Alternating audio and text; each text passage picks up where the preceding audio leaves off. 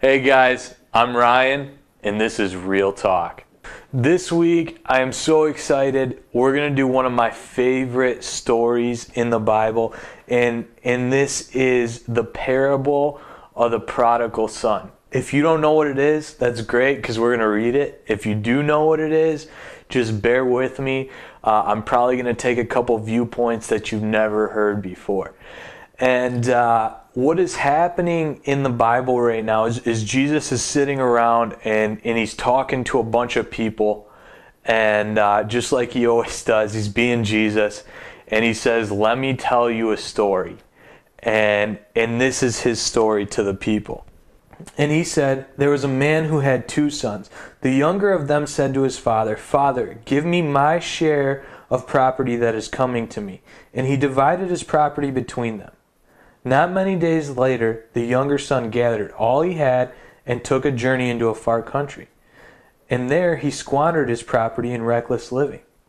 When he had went out and he spent everything he had, a severe famine arose in that country, and he began to be in need. So he went and hired himself out to one of the citizens of the country.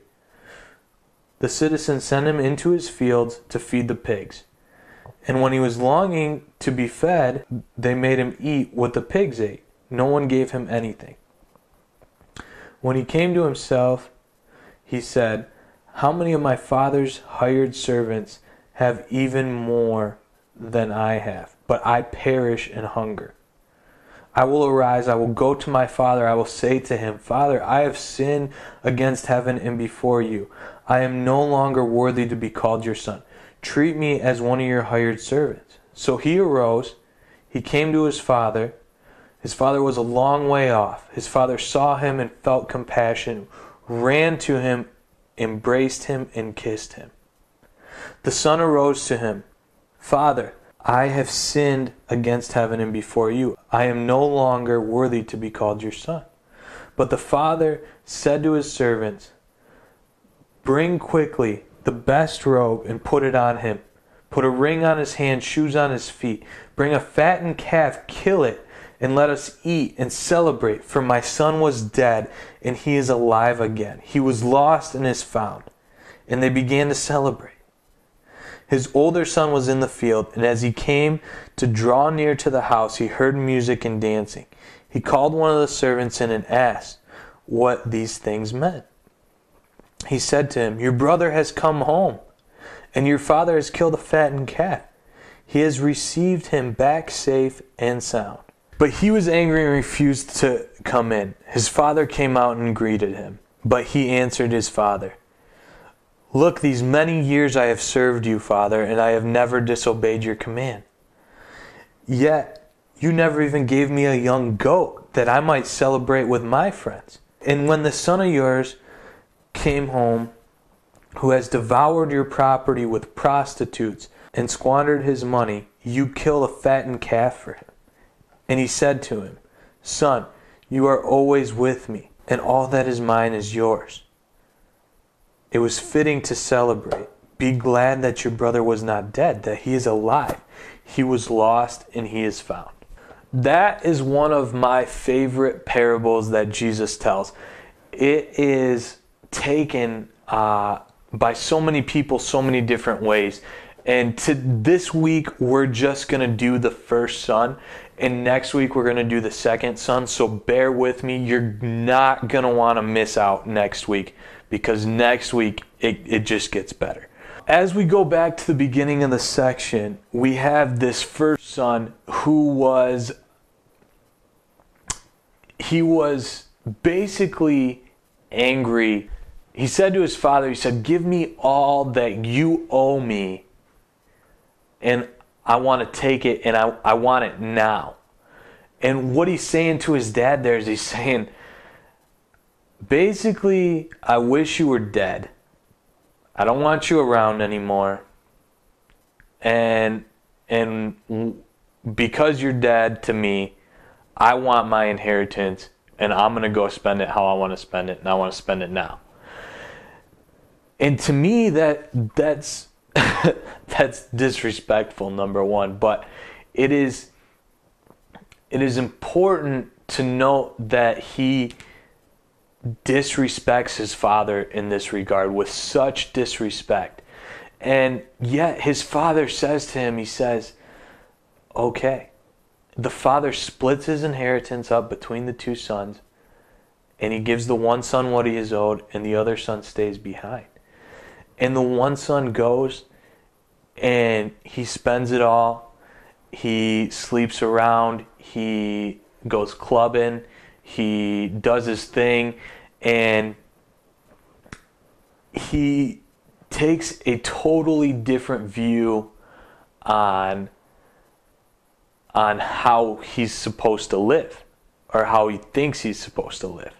Once he squanders all of his money away, he spends it all, and he ends up, there's a drought, and there's no food to be had anywhere. And he basically goes to a guy that he really doesn't know, and he says, give me a job, I'll feed your pigs. And so he feeds the pigs, and he's hungry, and the guy says, well, you can eat with the pigs. And he finally realizes, he's like, my father's servants, my father's slaves have it better than I do. And once he comes to that realization, it's like an epiphany goes off in his head, and he says, I'll go be one of my father's slaves. I'd rather be my father's slave, or my father's servant, than eat with the pigs and be nasty like this. And so he goes back to his father. And this is where it gets really good. And it blows my mind. And the father sees him, you know, I guess I imagine like the father's standing on a hill. You know, I've never been a father, but I can imagine if your son goes out into the world, and you don't hear from him, you know, you don't see him for months and months, you just kind of wonder if he's dead, if he's alive, but there's still hope there. So the father, I can imagine the father going out every day and just kind of glazing over, you know, standing on the top of a hill or something, and just looking over his land, looking for his son, hoping that his son will come home. And one day he's on top of this hill, and he sees his son off in the distance, and he sees his son coming, and he runs to him, and he embraces him. And that's what just blows my mind, because first of all, this guy has been living with pigs. I mean, nobody goes back to that part. Everybody's like, okay, yeah, you lived with the pigs, so what? No, he lived with the pigs and came straight from the pigs to his father. So he probably smells like a pig. And his father runs to him, kisses him, and embraces him. And I can't imagine the amount of love that it takes to run to someone like that and embrace them and say, I'm so glad that you decided to turn from your ways and come back home. And now he says, after the father embraces the son, he gets this. He tells his servants to go get the best robe he has, put shoes on his feet. We're going to kill the fattest calf we have, and we're going to feast. We're just going to have a party. And so I like parties. Most people like parties. If you don't like parties, I'm sorry. But the father says to the son, he says, I'm going to throw you a party because you have come home. So going back to Jesus is telling this story of this prodigal son who returns home to his father. That's how Jesus love relates to us, is Jesus runs to us. And even though we're filthy and nasty and full of sin and we smell bad and he can't really take it, he still embraces us with his love.